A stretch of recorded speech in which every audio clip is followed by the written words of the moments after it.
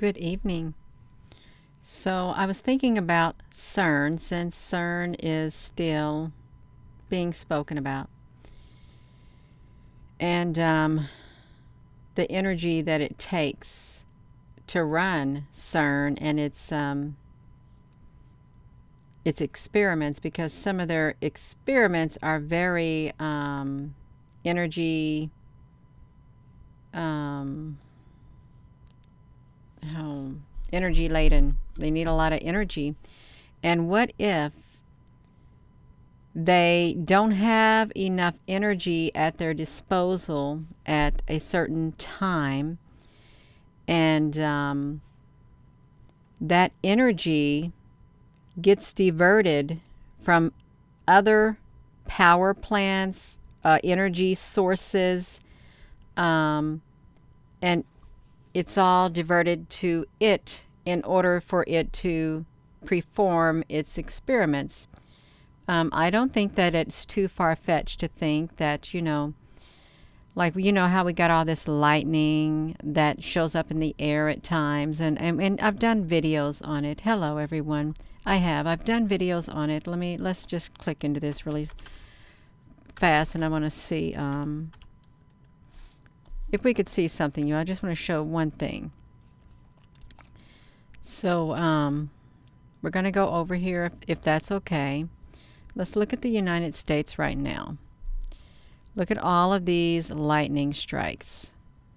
And granted, a lot of these could be heat lightning, plasma lightning, but it's supercharging the atmosphere. It is it's heating it up. Look at that, you all. It's so wild. And I wonder, I really do wonder, this evening,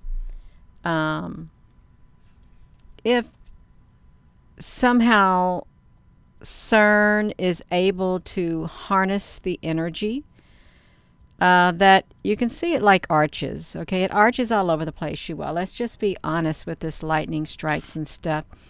It looks like a battle's going on, but there is so much intensity, so much power, that could be harnessed right here, right there on that, all around the world. So much energy that could be harnessed. You all, don't tell me that this did not change. Okay, it changed it. They can harness that energy. I really think that they can, and they can capture it, and they can send it on its way. So enough about that. I don't really like putting the links of this on here, you all, but I'm going to, you all, because I spoke about it.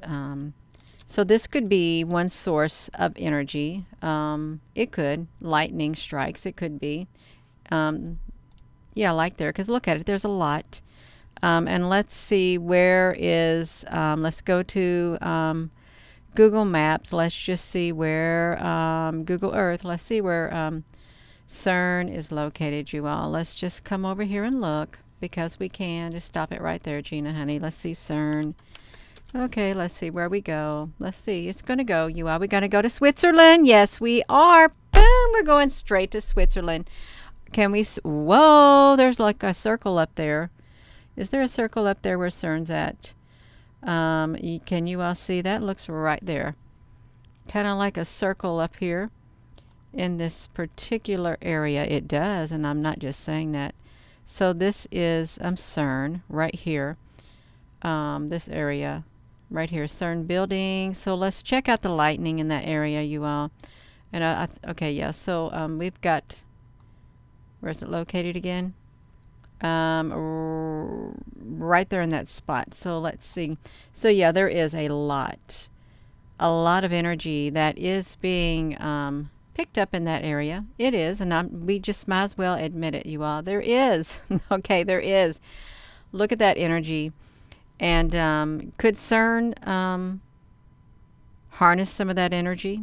Could it be coming from underground too? Could it help in their experiments that they got going on? Because if you look at the map right here, that's a CERN filtration plant, CERN building, CERN projects and stuff. Oh, where are we going, you all? I don't even know what that is. I don't know what that is. Imagine that. They got a place called CERN Projects. That's wild. That is wild, you all. It is. Let's look at this, you all. Let's see. We're going to go back up here, you all. Let's see a CERN because we're trying to find CERN. Boom. Right there. We've got CERN LHC point 1. Right there in that location. Let's zoom it out if we can. Because we want to see where it's located. We do. We want to look exactly right there in this areas. So right there. See, look at that circle. There's something going on right here. But with these lightning maps also, so we got this going on. Okay, we do. And there's lots of energy being. There's that blue-green energy, you all. Look at the blue-green energy from last night, you all. That is like, boom. I couldn't even tell you on this map where it's located because I just couldn't. Wait, did I see Switzerland somewhere on here, you all? We could have. So is it possible, let's look at that, for CERN to harness energy in other places in order to perform its experiments? Is it possible? I think it is possible. I really do. I think that if they could harness enough energy and find a way to store the energy, which this would really supply a lot of energy to CERN, and I wasn't even going to do this. I really wasn't even going to show these lightning maps. I wasn't. But if they could harness enough energy and store it, which I'm sure they can, you know, like how they store the energy from the sun with the solar panels and stuff like that. As the sun rotates in the sky, these fields and fields of solar panels, you know, they store the energy and they just follow the sun right there. But really, if they didn't have enough power to run their experiments and they were getting really close, I don't think it's far-fetched if, say, people were warned ahead of time that you could expect brownouts and blackouts because you need to do load sharing because there's not enough energy for everyone. Well, what if the reason why there's not enough energy at times is because of great big projects, great big substations diverting the energy to projects like this? What if? And we just don't know it, but it's under the guise of heat. It's under the guise of lightning storms and all kinds of storms. And what if it would cause a grid failure because CERN exceeded the whatever tetrawatts or whatever tetragigawatts volts that it's using, and it just fried the grid? What if CERN is the one who fries the grid and the grid goes out? What if it's not something else? Okay, what if at times when the grid has went out, it was because of experiments being performed and too much energy went through, okay, and they shorted stuff out because there was no, nothing to stop it. Have you thought about that? Yeah.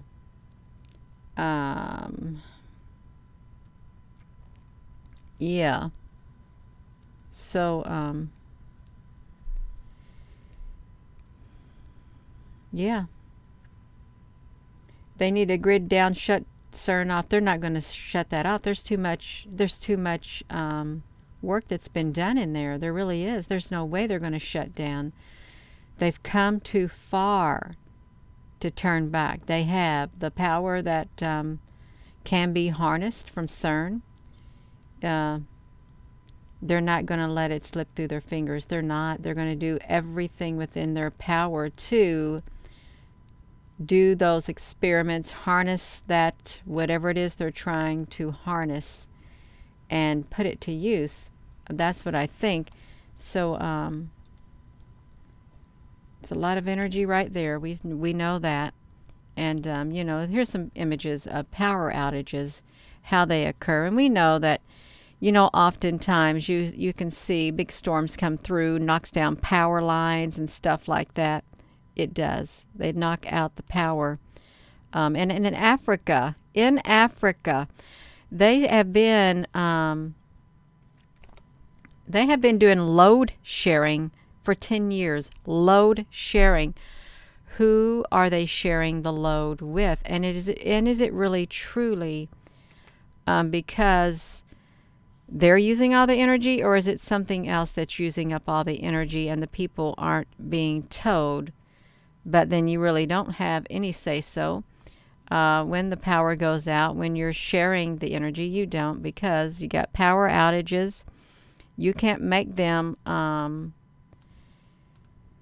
turn your power on. You can't. But see if when there's things like CERN. Look at this image right here. Let me put this in here.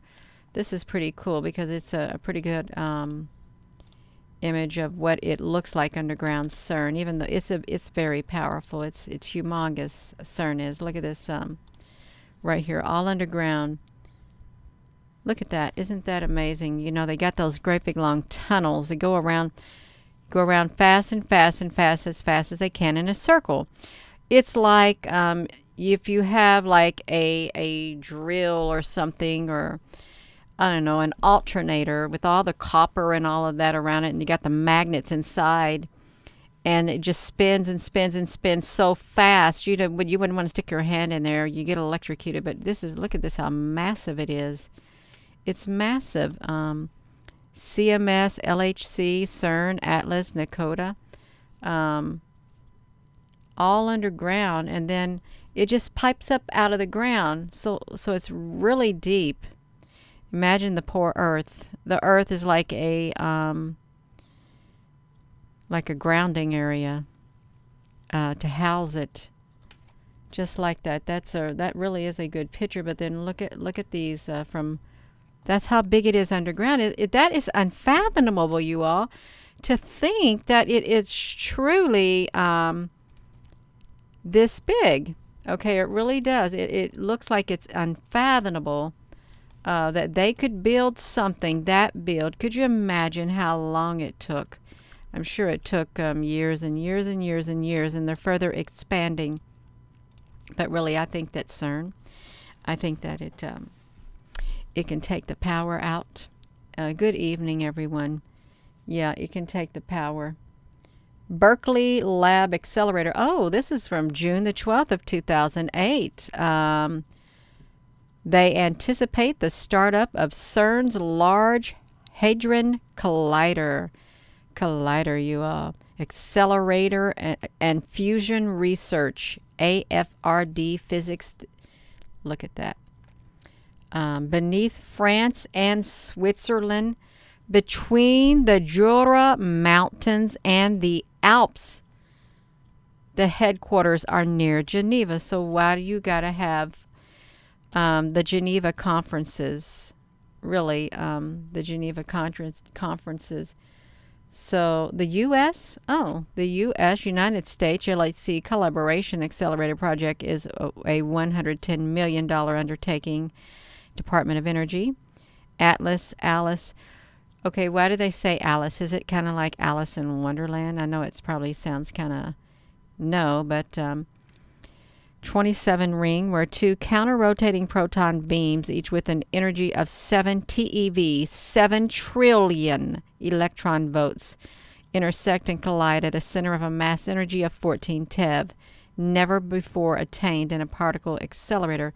So who knows what it's done now? Look at these superconducting super collider canceled by Congress in 1993 because among our 3 labs we developed considerable expertise in superconducting. The spot for Apollos, and here's the Fermi lab. They got the Fermi lab there. So. Let's look at this, you all. So, the close fit is one reason that the guts of the DFBS have a raffish air resembling a rocket ship from a 1930 science fiction movie.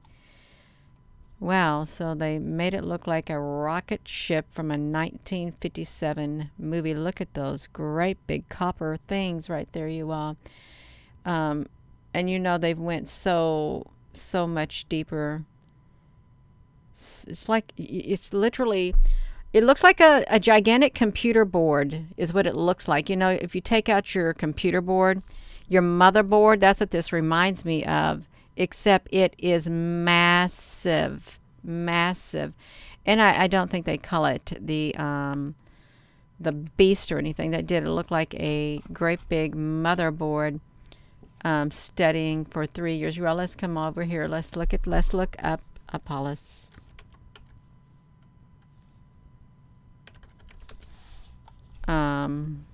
Let's see. Who was he? They got Apollos University. Oh well, this thing does not switch over when I want it to at times. Apollos University.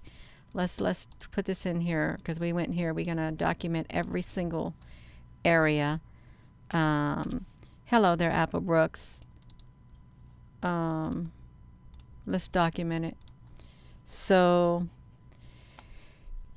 Apollos was a 1st century Alexandrian Jewish Christian mentioned. No, that surely they're not talking about that one, right? Did you say Apollos or Apollon? Oh my goodness. I think we're talking about Apollon. Oh my goodness, you all. I can't spell it right. Oh my, I'm still cannot spell it right. It may not even be meant for me to do it. Yeah, that's right, you all. There may not somebody spell it for me. This is embarrassing. It's like I can't even think of how to spell it now. Oh no, yeah. Somebody, will you please write down on there how to spell it again? Oh no. Yeah. Oh, let's see. I've got to do it myself. Apollo. Okay, I got it, you all, and I concentrated. I did. That's right. So let's look at this, you all. We got it right here. Apollon, one of the Olympian deities in Greek and Roman mythology, the national divinity of the Greeks. Apollo has been recognized as a god of archery, music, dance, truth, prophecy, healing, disease, sun, light, poetry, and more. But really, is he like the god of an underworld? He doesn't sound that scary. He doesn't. Just by looking at these pictures, they don't look too scary. Look, oh wow. The son of Zeus. He has a twin sister, Artemis. He was the god of the arts. Okay, you also Delphi, all of that. The god of truth and light. He does. He doesn't. They don't like their clothes on their people back then. They don't, you all.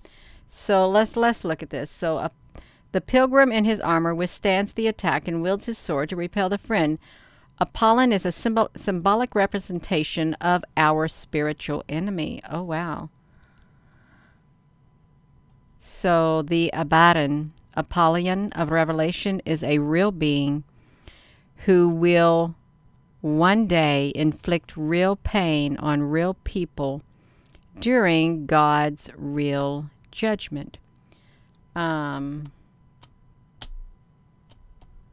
have heard that. Did I stick this in here? I think I did. You got some questions. Let's look at this. Oh. Well, it says they when they blow their trumpet, the abyss, a great smoking pit, will open and a horde of demonic locusts will rise out of it.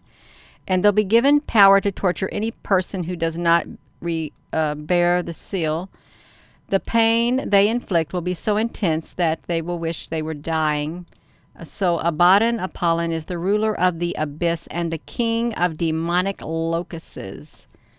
Okay, so Apollon is the king of demonic locusts. I clicked into it. Yeah, I'm going to put that on there. It is good because, some people say, Gina, where are you reading from? Well, this is where I'm reading from as we go, just so you can go back and look at that, you all. So, Abaddon. Let's just look up Abaddon, just see what it says. That way, we can find a different one. Abaddon, not a pollen like pollen from a bee, but Abaddon. Oh, now we got it, you all. There we have it right there. The Hebrew term Abaddon is a Greek equivalent of Pollum, appear in the Bible in the place of destruction or an angel of the abyss, the resting place of the dead. So this is look at like this. The destroyer. Why isn't it in anything else? Let's go to this. I like to go to this Abaddon demonology famine, and I am not into demonology. I'm not, but I like to go into the fandom. And if it's scary, I'm not going to look at it. I just want to tell you right now, if it's scary, I'm not going to look at it. But we're going to look at it. So he's supposed to be an intense form of the word destruction. It appears in a place of destruction in the Bible. In a vision of the New Testament book of Revelation, a jinn. Oh, we've heard of a jinn. Well, now let's look what a jinn is. All right, this is an extra-dimensional life form known as the jinn. So we've heard of the jinn before. We really have. And they like to play tricks, and they're not to be trusted. I think that's what they say. You can't trust the jinn. So let's look at this. A genie, a singular genius or genius, also known for fairies, elves, pixies, mermaids, spirits who inhabit an unseen world in dimensions beyond the visible universe of humans. Together, the jinn, the humans, and the angels make up the three sentient creations of God. The Quran mentions that the jinn are made of a smokeless, oh wow, and scorching fire, and they have the physical property of weight. Like human beings, the jinn can also be good, evil, or neutrally benevolent, and hence have free will like humans and unlike angels. The jinn are mentioned frequently in the Quran and the 72nd surah, and is entitled Surat al-Jinn. I did not know that, you all. So they can be like humans, good or evil or neutrality, benevolent. So that's interesting. So we saw about that. But I wanted to see about Abaddon, the locust, the king of the army of locusts.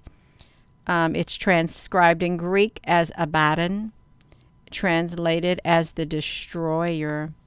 And in the Latin Vulgate, the Duaway, Reims, never heard of that. Exterminans, the destroyer. Wow. In demonology, Abaddon was the chief of the demons of the seventh hierarchy. He was called the destroyer in the book of Revelation. The evangelist St. John called him the king of the grasshoppers. Oh, I never knew that. The Thanksgiving hymns in the Dead Sea Scrolls, you all. So we know that the Dead Sea Scrolls were found back in 1947 when a lot of things started taking place. So they found information. The Thanksgiving hymns, a copy was also found in the Dead Sea Scrolls. Tells of the Sheol of Abaddon and the torrents of Belial that burst into Abaddon, and the biblical antiquities of Philo mention Abaddon as a place of Sheol and or HE double hockey sticks, not as a spirit or demon. So you have etymology, place of destruction, pollen and its variations. Oh, wow. Abaddon is the destroying jinn of the apocalypse. Wow. So, I think I put this in here. Insects. They're insects. Um, mm, it's related to blood red, brown, and green colors. Winner, the month of January. Saturday, intuition, sacrifice, challenge, ruby sword, king of whatever. So you Judeo-Christian, you all can look at this about genies. I'm not going to go in it anymore. So just wanted a little very brief detail in that wiki fandom to see what it was talking about. Now we know it's talking about that. So it's a destroyer, and CERN is supposed to be over that pit. Is yes. CERN is supposed to be sitting over it. We've already looked at this, I think. I've already closed this out, you all. Let me put this right here. CERN is sitting over it.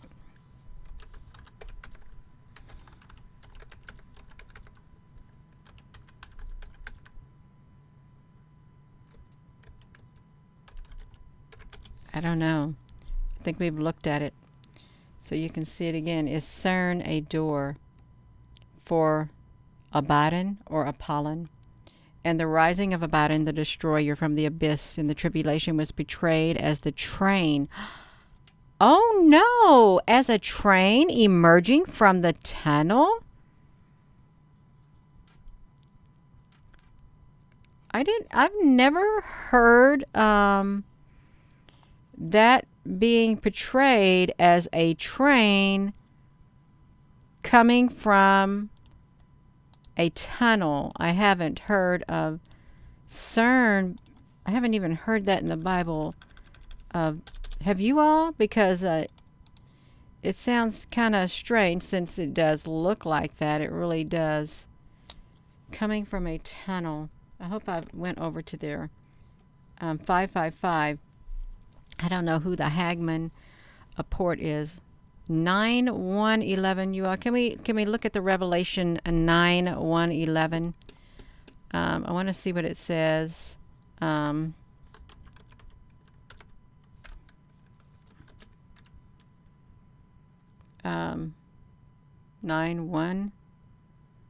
What was it? 9-1 something. You all, I want to see. Let me just do this. 9, chapter 9. Let me just do this at chapter 9. I want to see what it says. Oh, well, here we go. So, that was 11. Let's come back here. I just wanted to see what this said, if we can get over here to 11.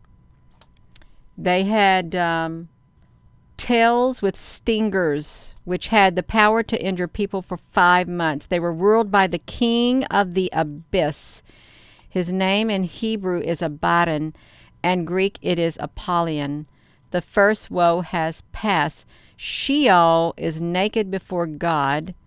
Abaddon, can your loving devotion be proclaimed in the grave? Your faithfulness in Abaddon? And the demons kept bugging Jesus not to order them into the abyss. Jerusalem near the sheep. It's okay. So they got the bottomless pit. Okay. You are of your father, the devil. Okay. You are of your father, the devil. He was a murderer from the beginning, never holding to the truth. And when he speaks his native language. He's the father of lies, it says. The father of lies. That book of Revelation, a lot of people stay away from it. They do, but we've looked at that. I've stuck it in here, you all. So, yeah, this is wild. It's wild. And, you know, when we first started documenting this right here, look, it's 126. No, that's a 12,653. I thought it said 126,000, but it's 56,704 just in this one region. And CERN is powered up. I wonder how long that these lightning strikes will stay over here. Let me just touch it. How long will these lightning strikes stay in this one area? It could be for days. It could. I hope it's not till 2025 because that's a long, long time. Extremely long time for all of this activity to be going on. You all look at it. It's wild. It's so wild. Um,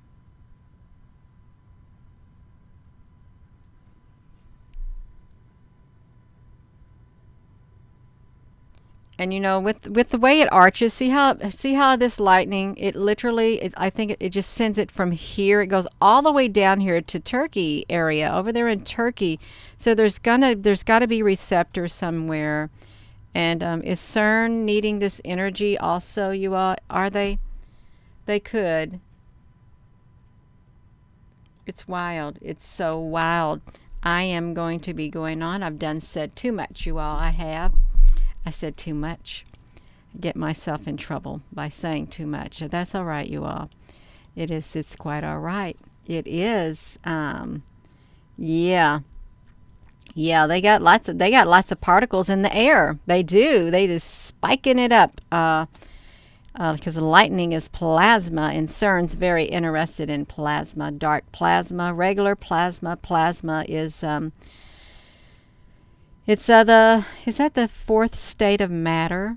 Plasma. You got what is it? Gas, liquid, solid, something, and plasma, something like that. Hello. Yeah, you all. Thank you for tuning in. It's CERN's a big topic, but really, I think that it is highly possible that CERN, if it didn't have enough energy and they needed to divert more energy, since we're all connected, uh, underneath the earth, there's all these tunnels, even across the ocean, and we got these great big towers. Everything's connected, and they can beam, they can transfer the energy. I think that they could divert energy from one sector on the earth or several in order to give them a extra boost of energy if they don't have enough. It's like giving it a little bit of jump. Yeah, just shooting a little bit of adrenaline in them, adrenaline of extra energy. I think it's highly probable.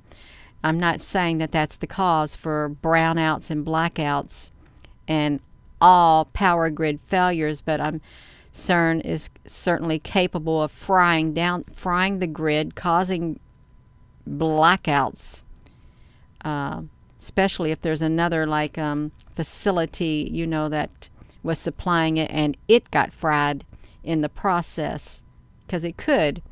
Because if you have two car batteries, you're jumping a car, and you got your cables on your car because your car's running, and the other car, it needs a jump because it ain't running, and you're transferring that energy over to it. You got to be careful. You really do. And if you don't got it hooked up right, you're going to fry your battery in the process, you all. Even though you gave that other car a jump, and it could have been your car could have been a smaller car, and the vehicle that you're jumping, that battery could have been a great big battery, but then you messed up your battery.